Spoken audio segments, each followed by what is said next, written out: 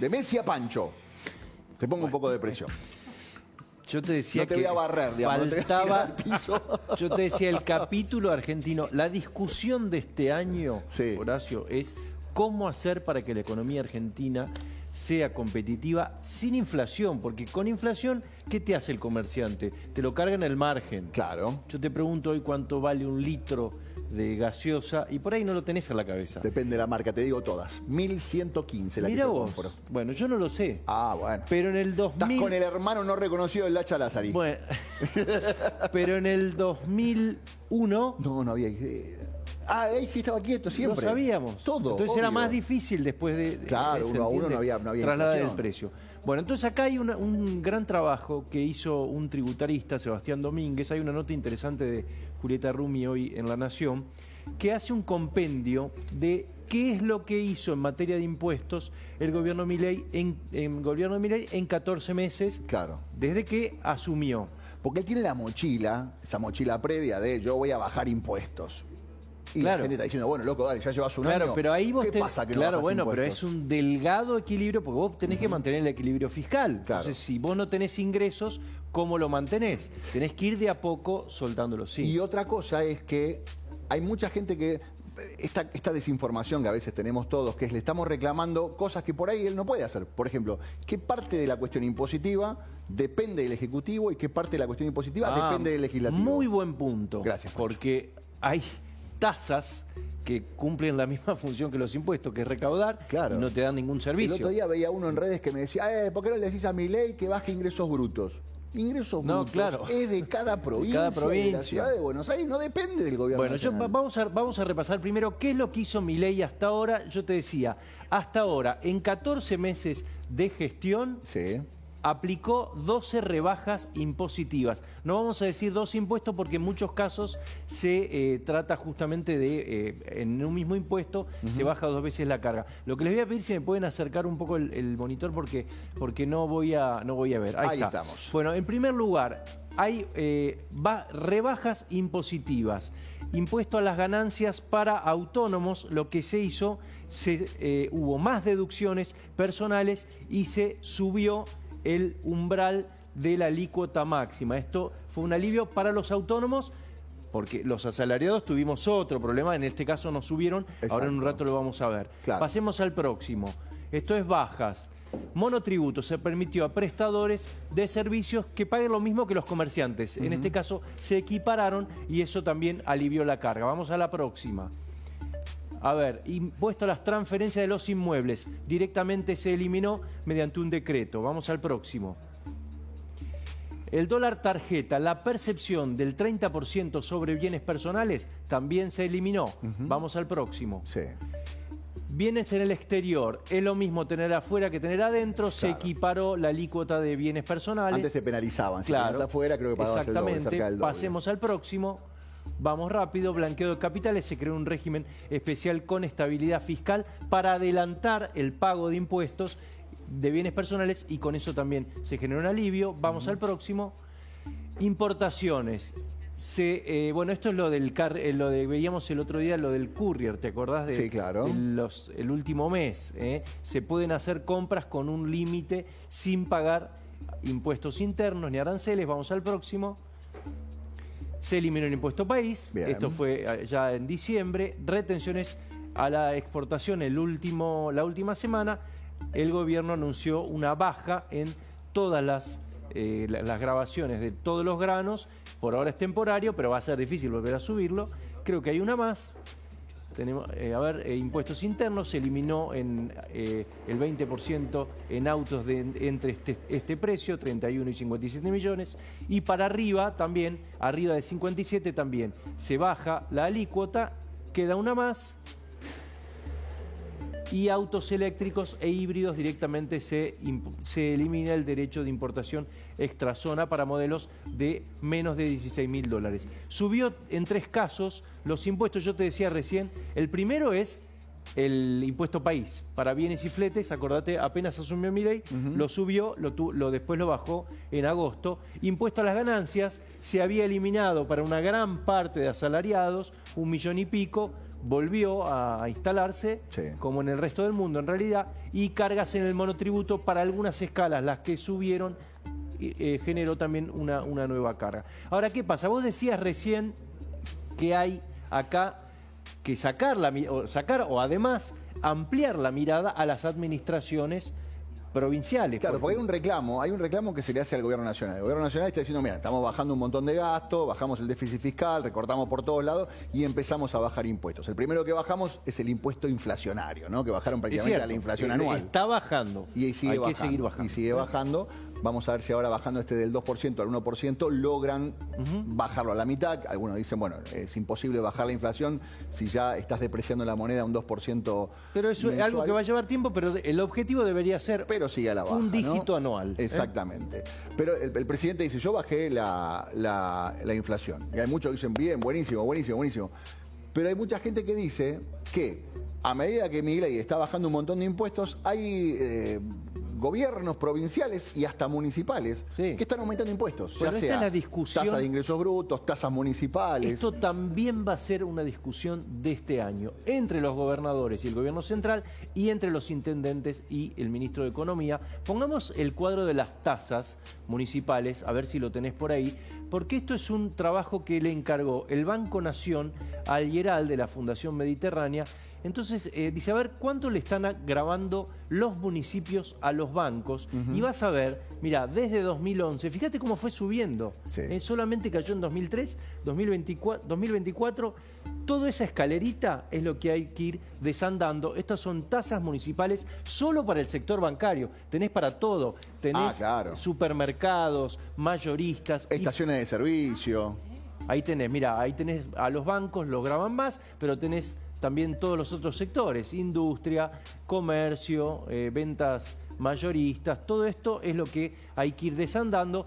Y si tenemos la última, pongámoslo de las provincias, porque vos hablabas recién de ingresos brutos, y esto fue, acordate aquel pacto fiscal que después se desandó, que fue el de 2017, con Macri, que las provincias tenían que ir bajando ingresos brutos y justamente recorrieron el camino contrario. No sé si tenemos algunos puntos. Este es un compendio que hizo el colega Damián Dipache. Neuquén, Chubut y Santa Fe subieron en los últimos meses la alícuota de ingresos brutos financieros de 8 a 9. Río Negro subió también transporte ferroviario de cargas y servicios de mudanzas del 1 al 2. Todo esto es lo que hay que corregir. Tenemos que ir en camino inverso. Por supuesto. Íbamos a Córdoba y agarramos la ruta 2. Es verdad.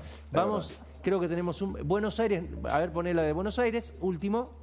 No actualizó las escalas, esto redundó en un aumento del tren 20 y el 40, y Jujuy eliminó la alícuota baja que se aplicaba a las ventas minoristas y comercios y tributan entonces desde una escala más alta. Esto sí fue una baja, lo de Jujuy. Exactamente. Bueno, la carga impositiva empieza a estar en agenda.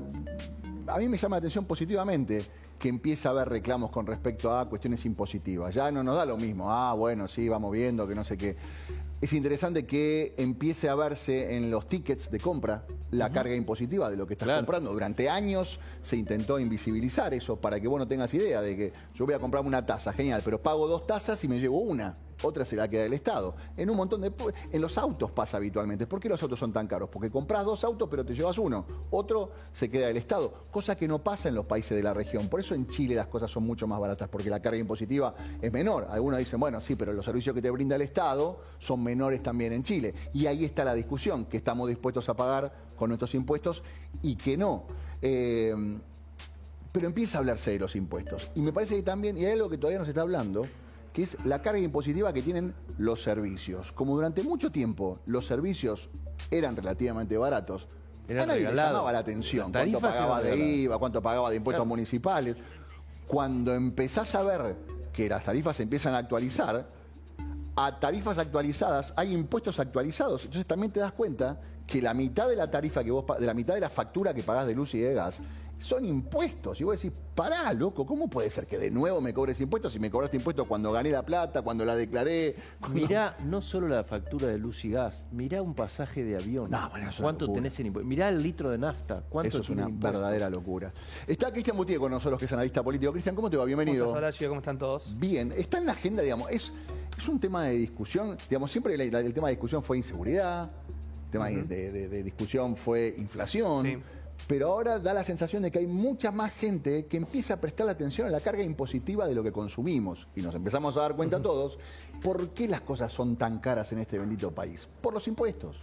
Sí, no, a ver, hace tiempo ya que está en agenda. Primero, obviamente, de un circuito un poco más chico, seguiría el círculo rojo, pero que después fue escalando también con la propia agenda del presidente. Digo, Javier Milei empezó a plantear lo que recaudaba el Estado, lo que se gastaba, lo mal que se gastaba, y que lo llevó obviamente a instalar el tema y hoy ya está en la boca de todos los argentinos.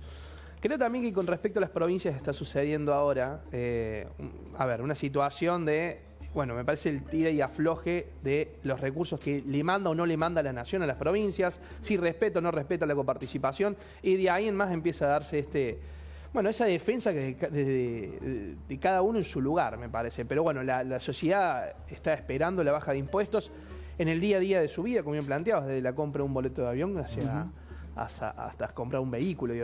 Porque empieza ya a notarse mucho el contraste, incluso teniendo un gobierno que propicia la baja de impuestos. Empieza a notarse el contraste cuando vas a Brasil o cuando vas a Chile, cerquita. Claro. Entonces, ya está en el boca a boca de los argentinos y obviamente la gran demanda que se tiene y que se le tiene, entiende justamente de que Milei va por ese camino, no se le puede exigir tanto al corto plazo, ve que por lo menos hay una hoja de ruta y se auditará en 2027 si logró o no logró el resultado. Cristian, hay una cosa, queda muy claro esta idea de Milei prometió ir con la motosierra, fue con la motosierra, ahora está con lo que ellos dicen que es la DIP motosierra, pero lo que el presidente dice fue, empecé a cortar un montón de gastos que no tenían sentido, y como empecé a recortar un montón de gastos, puedo beneficiar a la gente en un montón de cosas. El hecho de haber recortado un montón de cosas hizo que no tuviera la necesidad de emitir, o sea, bajé la inflación. Pero al mismo tiempo, hay mucha gente que está diciendo, genial, da la sensación de que en muchas cosas a nivel económico, a nivel nacional, eso funciona. ¿Qué tanta motosierra están metiendo los gobernadores y los intendentes? Y en el contexto de que la nación no mande los fondos coparticipados, lo que pueden, porque también son parte de una agenda, les pasa a cada uno, los vecinos propios están reclamándole las tasas que antes pasaban desapercibidas, pero ¿por qué me estás cobrando esto? Sí. Y los gobernadores lo mismo, ingresos brutos creo que es el gran talón de Aquiles de los gobernadores que traten de promover una baja de impuestos si no se toca ingresos brutos. Pero bueno, todo va a depender del equilibrio de pesos y contrapesos que se va a dar en base a la relación con el gobierno nacional. Porque en algún momento me parece también que el gobierno nacional va a tener que salir a cumplir con los acuerdos de coparticipación y liberar los fondos que hasta el momento lo está liberando a cuentagotas. O sea, parte del superávit es no liberar los fondos con las provincias. Por eso mismo ¿qué es lo que prima en primera instancia? Lo urgente y lo importante. Lo urgente era bajar el déficit para tener una inflación baja y para mantener una proyección de equilibrio fiscal. De ahora en más empezar a administrarlo de acuerdo a lo que determina la ley. Pero en ese sentido los gobernadores no pueden estar disociados en base a lo que demanda la sociedad en su jurisdicción. ¿En qué momento el votante dice, bueno, lo que yo quería que me diera este gobierno ya me lo dio o está a punto de culminar y empiezan otras demandas sociales, políticas? Está buena la pregunta porque yo creo que Milei desde el momento que ganó ya le cumplió a la gran mayoría de sus electores, que era sacar al kirchnerismo del poder y mantener al kirchnerismo fuera del poder. Por eso esta situación también de la alianza o no alianza con el PRO, decir, realmente si queremos sacarlo y que no vuelvan, mantengámonos unidos. Entonces esta disociación también genera ciertos grises, pero Milei tiene una base absolutamente fidelizada del 33%, que ya por el solo hecho de ser presidente y marcar una agenda distinta, ya los tiene, no tiene en el bolsillo, pero ya tiene un grado de fidelización bastante alto. El gran desafío es penetrar sobre lo que fue ese 20% que se anexó en el balotaje, que le permitió ser presidente. Y en ese sí es un poquito más demandante de acuerdo al día a día. Y el distrito donde lo vamos a ver bastante demandante es en la Ciudad de Buenos Aires, más que en el interior. En el interior, el voto fidelizado de Milei está mucho más sólido de lo que pasa en la Ciudad de Buenos Aires. Digo, no es sorpresa, se vio en el resultado de las generales, que Milei salió tercero, y después lo que fue el balotaje, que lo gana en la ciudad, pero con una diferencia menor a lo que logró en otras provincias. Me parece que esto va a ser un punto de partida, porque ese votante pro, que no está fidelizado, y que a la vez también mira de reojo algunas acciones del gobierno, algunas acciones discursivas, va a ser la gran carta a jugarse de cara al 2027. ¿Cómo lográs de que ese votante termine siendo parte del músculo político de La Libertad Avanza en pos de mantener el kirchnerismo fuera del poder? Clarísimo. Cristian, Porque algo, gracias. perdón, porque algo Sí. parecido está pasando ahora en Ecuador. El próximo domingo hay elecciones. Ajá. Y justamente la disociación de ese voto de centro-derecha, que lo logró capitalizar Noboa en un momento, le permite ahora el correísmo ser competitivo y con altas posibilidades en un balotaje de volver al poder. Digo, que eso no le pase al votante de Milei de cara al 2027. Clarísimo. Cristian, gracias por haber estado con nosotros. Por favor. Muchísimas gracias. ¿Abrió el dólar? Sí, ¿Qué por onda? supuesto. Bueno, subió 5 pesos. Ah, bien. Yo te diría que en una jornada como la de hoy, firmo el empate. Perfecto. 5 pesos no está mal. Digo porque mira, yo te voy a repasar. Hoy está cayendo casi 5% el Bitcoin. Bien. Está cayendo el Dow Jones 0,8%. El riesgo país en la Argentina está igual, 618 puntos básicos, pero todos los bonos en Wall Street, las acciones argentinas allá, las del mundo, están todas en rojo. Bueno, vamos a ver cómo avanza todo esto. En minutos vamos hablando con Cristina Pérez, que hoy va a estar empezando aquí, que se suma a este equipo de lujo que tenemos en La Nación Más, así que con Cristina vamos a estar conversando en un ratito. ¿Sabe que puede vender sus joyas y obtener dinero?